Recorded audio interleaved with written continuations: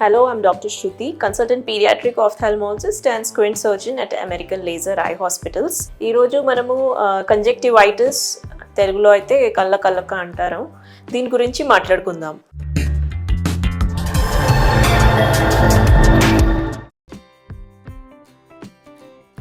Conjunctivitis అంటే it is also called as pink I, red I. So ఇప్పుడు మనకి తెలిసిందే సీజన్ నడుస్తుంది కంజక్టివైటిస్. నా ఓపీడీలో అయితే everyday I'm seeing like 5 to 6 cases. పిల్లలు, పెద్దవాళ్ళు అందరూ రెడ్ ఐస్, పింక్ ఐస్తోని వస్తున్నారు. సో ఇది కళ్ళక అంటే ఏంటి? It is a kind of infection. So ఇది ఐదర్ బ్యాక్టీరియల్ ఇన్ఫెక్షన్ అవ్వచ్చు ఆర్ వైరల్ ఇన్ఫెక్షన్ అవ్వచ్చు. సో ఈ డిఫరెంట్ ఇన్ఫెక్షన్కి డిఫరెంట్ ట్రీట్మెంట్ ఉంటుందండి.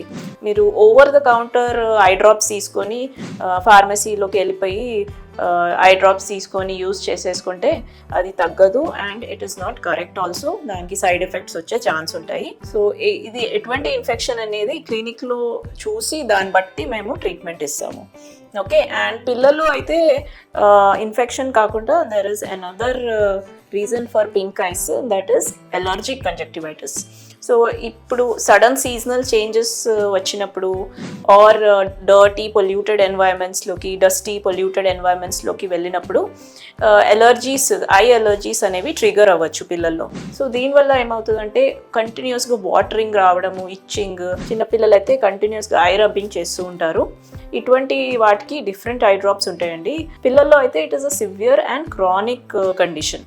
అంటే కొంచెం సివియారిటీ ఎక్కువగా ఉంటుంది అండ్ చాలా రోజుల వరకు ఇది ఎలర్జీ అనేది ఉంటుంది.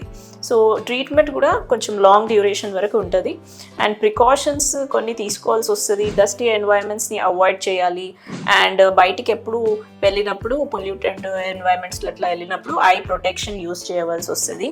అండ్ మెయిన్గా ఐ రబ్బింగ్ మాత్రము టోటల్గా అవాయిడ్ చేయాలండి. ఐ రబ్బింగ్ చేయడం వల్ల ఎలర్జీ అనేది ఎక్కువ పెరిగిపోతుంది అండ్ ఆల్సో కన్నుగుడ్డు, నల్లగుడ్డు షేప్ మారిపోయి గ్లాస్ పవర్ వచ్చే ఛాన్స్ ఉంటుంది. సో మీ పిల్లలకి ఎవరికైనా కూడా red eye or pink eye ఉన్నప్పుడు వెంటనే ఐ డాక్టర్ దగ్గర తీసుకెళ్ళాలి. మన దగ్గర మషీన్స్ ఉంటాయి, ఎగ్జాక్ట్గా దేని వల్ల వచ్చింది అనేది తెలుసుకోవడానికి. దాని అకార్డింగ్లీ మనము ఐ డ్రాప్స్ ఇస్తాము. Most of the infective conditions మైల్డ్గా ఉంటాయి అండ్ ఈజీలీ ట్రీటబుల్ అండి ఐ డ్రాప్స్ తోటి. బట్ కొన్ని కండిషన్స్ అది నల్లగుడ్డు అంటే కార్నియాని కూడా ఎఫెక్ట్ చేస్తాయి. అటువంటప్పుడు విజన్ లాస్ అయ్యే రిస్క్ ఉంది. సో ఎక్కువ డీలే చేయకుండా ఇమీడియట్గా ఐ డాక్టర్ దగ్గరికి రావాలి. And 90% cases they are treatable with the correct eye drops. 10% cases ఎక్కడైతే కార్నియా ఇన్వాల్వ్ అవుతుందో అక్కడ మనకి డిఫరెంట్ ట్రీట్మెంట్ ఉంటుంది. ఇన్ టోటల్ ఐ ఎగ్జామినేషన్ చేయవలసి వస్తుంది. సో కొంతమందికి మూఢనమ్మకం ఉంటుంది.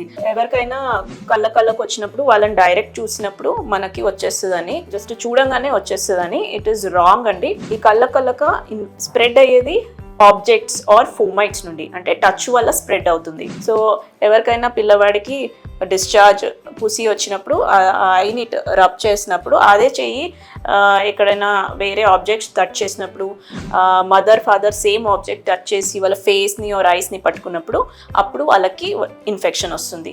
బట్ డైరెక్ట్ ఐస్ని చూస్తే ఏమీ ఇన్ఫెక్షన్ రాదండి. ఓకే, సో మీకు కానీ మీ పిల్లలకి ఎవరికైనా కూడా రెడ్ ఐస్ ఆర్ చాలా ఎక్సెసివ్ డిశ్చార్జ్ వాటరింగ్ వస్తుంది అంటే వెంటనే ఐ డాక్టర్ దగ్గర తీసుకురావాలి and over the counter drugs use చేయొద్దు. Thank you.